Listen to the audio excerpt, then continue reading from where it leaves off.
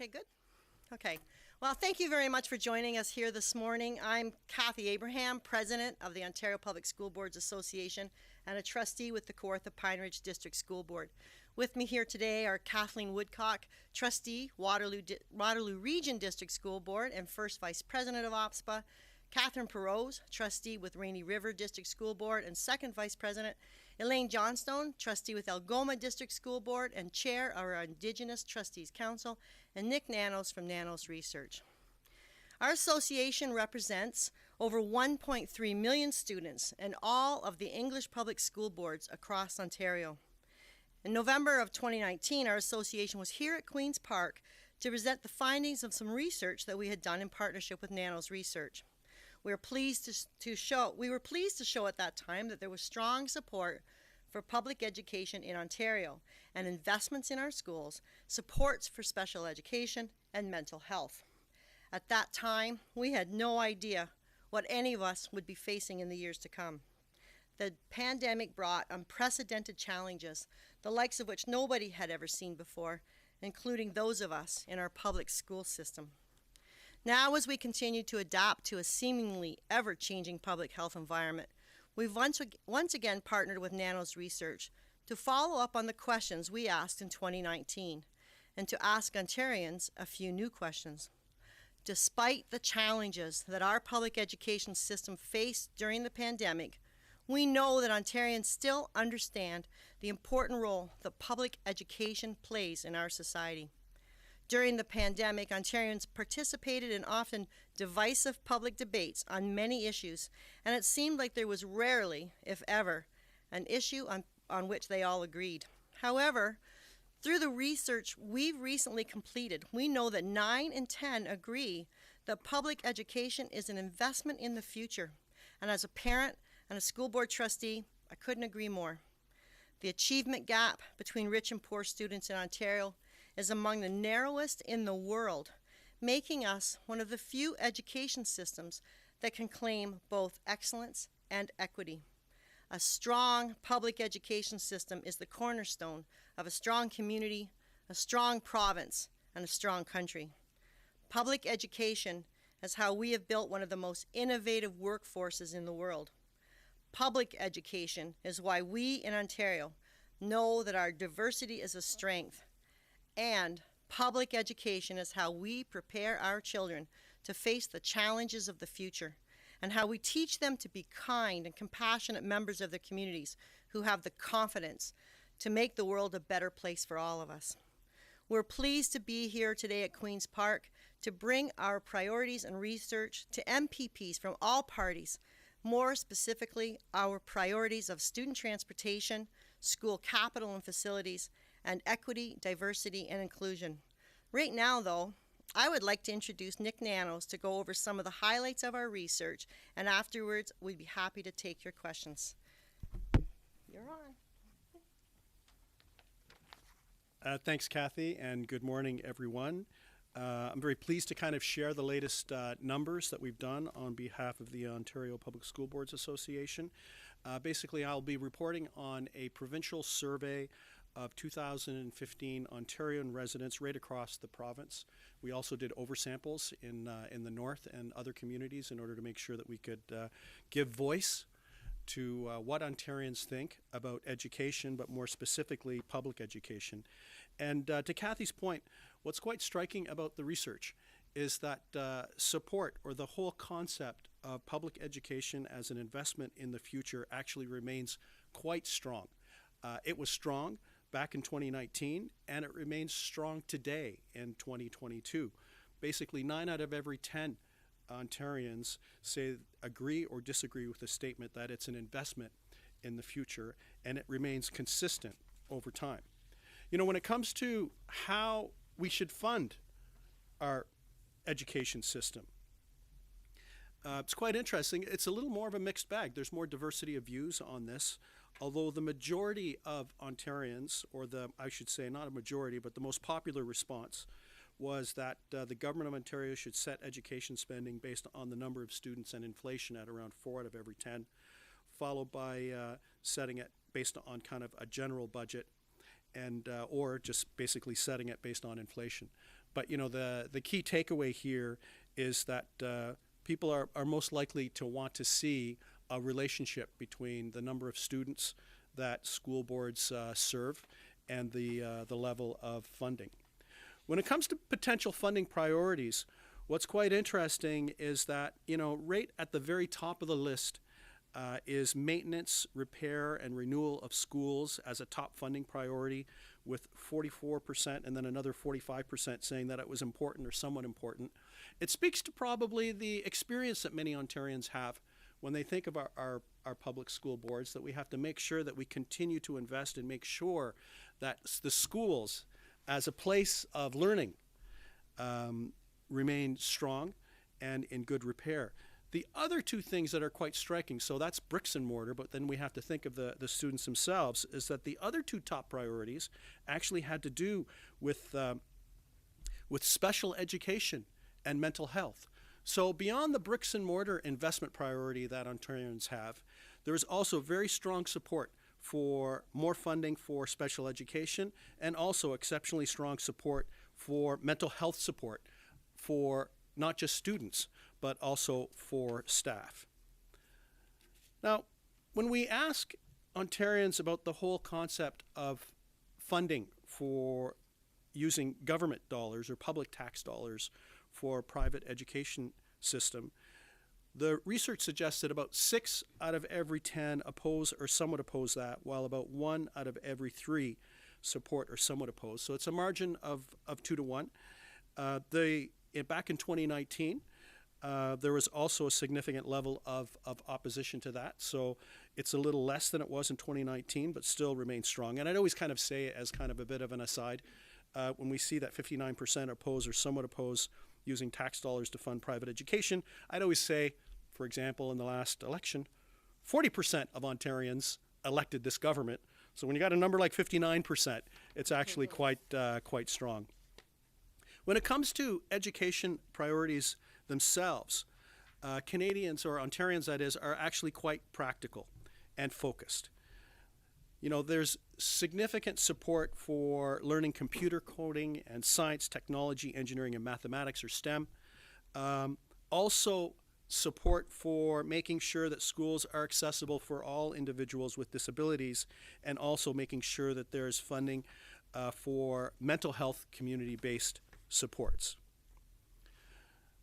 In this particular survey, we also unpacked views on Indigenous reconciliation and its important role in our school system.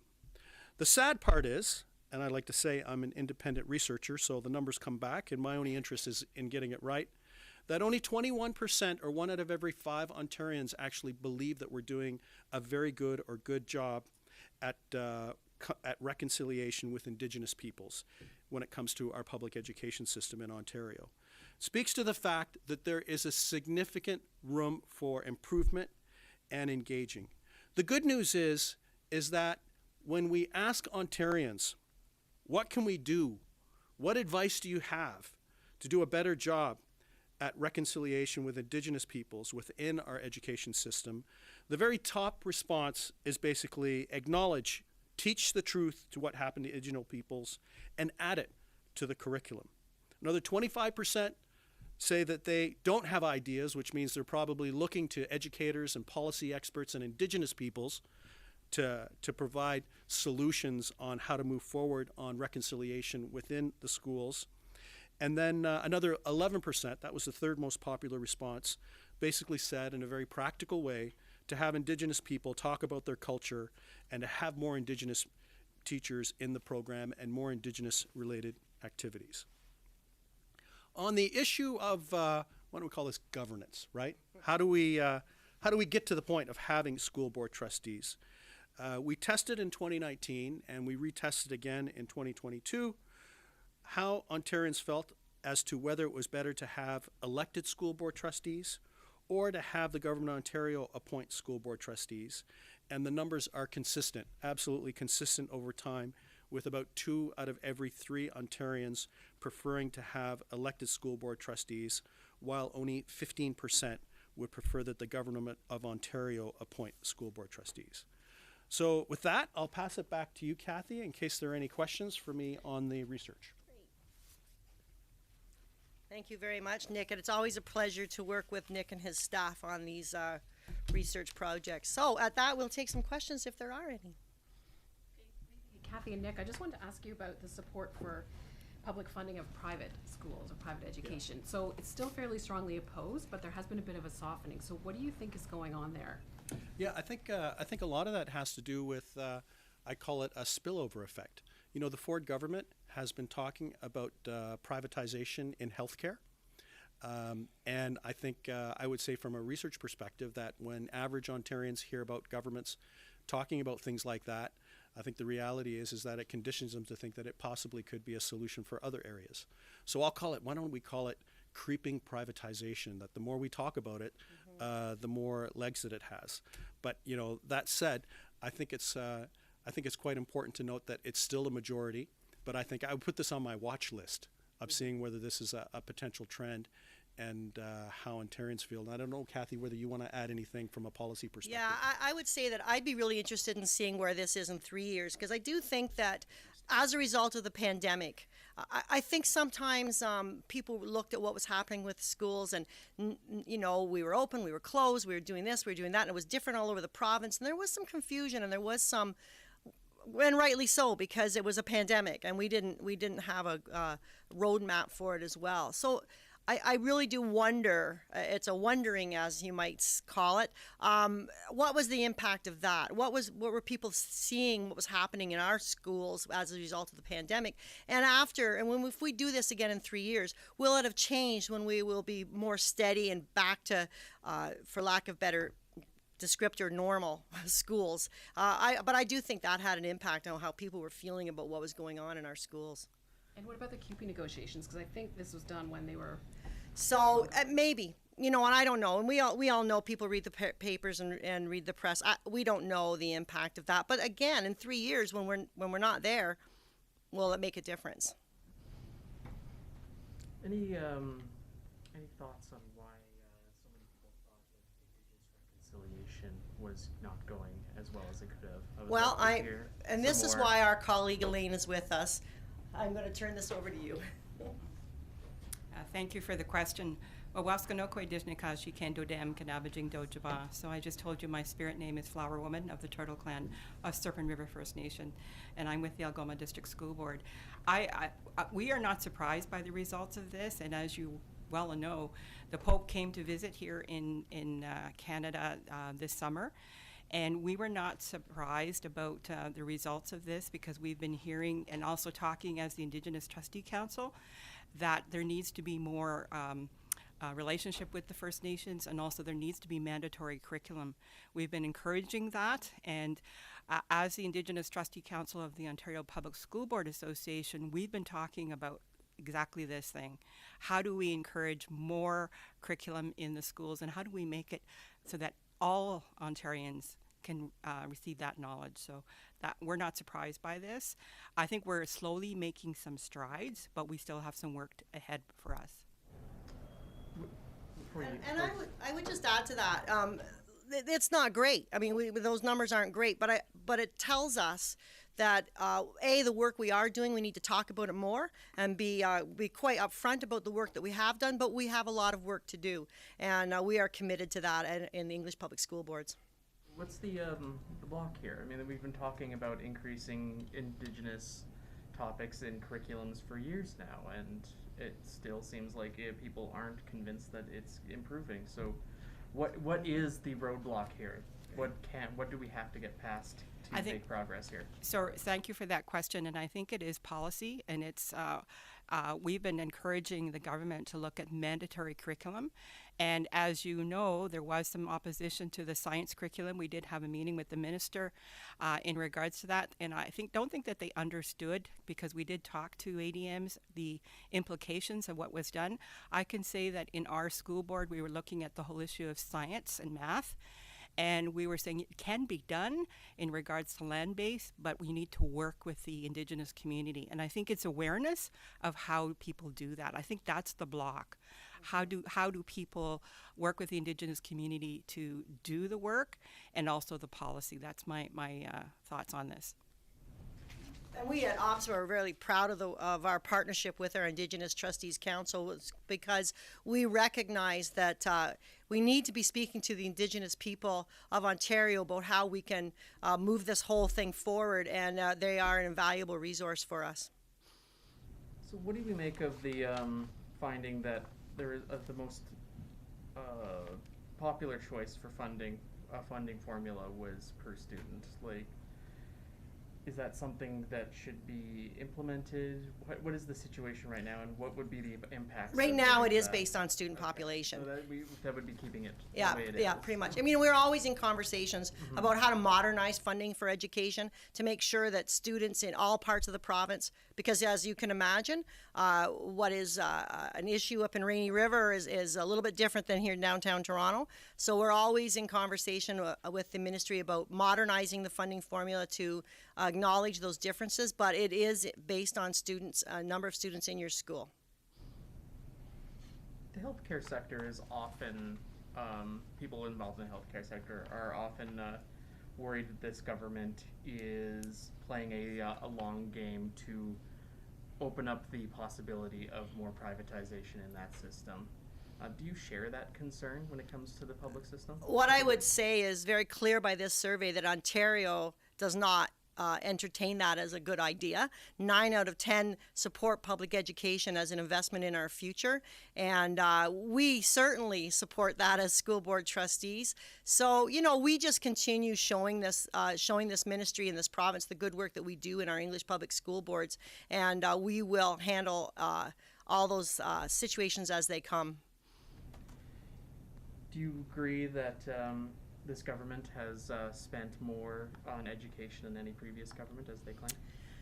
You know, it's always a conversation about how you do the calculations, but you know, certainly when we're here today to talk about things like student transportation or capital financing, the financing of school boards is part of what our issue is. However you decide what's been happening with the current funding, we know that we need more conversations and funding around capital investments for our schools and our school boards. We know that our people want that, our families want that, because we have overcrowded schools in growing areas. We have schools that need some work because they're old. We have some very old schools in Ontario, and so that's part of that whole funding conversation, which is today more important for us than is your way you calculate the same as the way we calculate. So, no, that you don't buy So, it?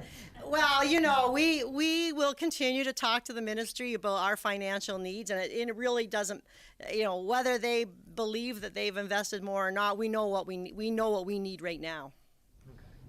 Can I ask about the regional differences in support for electing a school board trustee? Are they significant, and why would people in the north be more likely to want an elected school trustee? Yeah, thanks for that question.